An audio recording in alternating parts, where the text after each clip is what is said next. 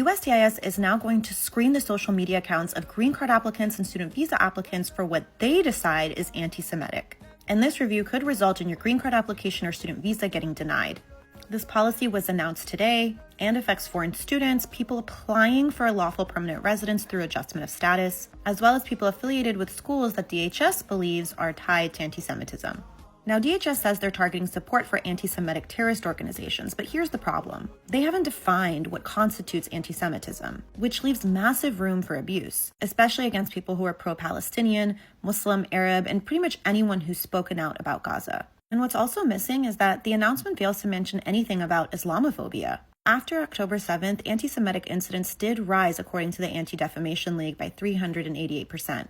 But Islamophobic incidents also rose as well by 218%, according to the Council on American Islamic Relations. So if you're going to address hate, you need to address all of it. Selective outrage doesn't equal justice. And social media has become a powerful tool in which people have been able to expose the war crimes and the genocide that's been going on in Gaza against Palestinians. And now this administration is trying to silence that. Now, according to the announcement, they're going to use immigration laws to the maximum degree to protect the homeland from extremists, terrorist aliens, including those who support anti-Semitic terrorism, violent anti-Semitic ideologies, and anti-Semitic terrorist organizations. DHS also said there's no room in the United States for the rest of the world's terrorist sympathizers, and we are under no obligation to admit them or let them stay here. Now, I am not supportive of any type of anti-Semitism, but DHS has failed to state what qualifies as that. For instance, the Anti-Defamation League has said that from the river to the sea, Palestine will be free is anti-Semitic.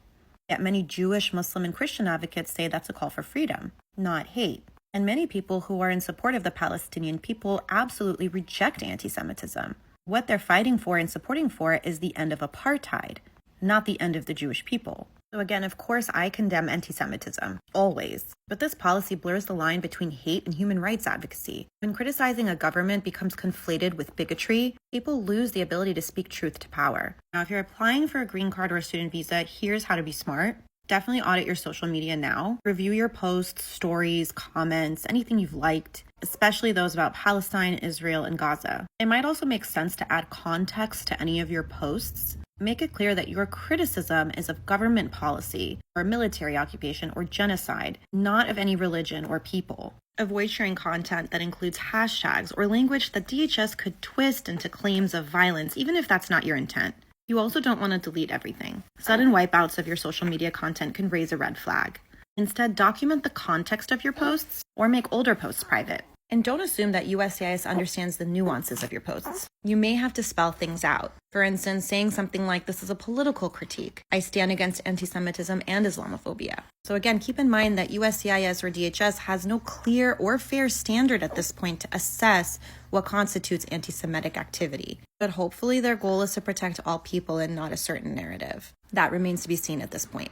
If you're applying for any immigration benefits where this is an issue, definitely speak to an immigration lawyer who understands this. Sharing the truth shouldn't cost you your ability to get permanent residency in the United States or even a student visa, but unfortunately in the system it might. So it's important to be smart and be safe and get the support you need in order to make sure that you have the best chance of success in your case. For more immigration news and information, feel free to give us a follow.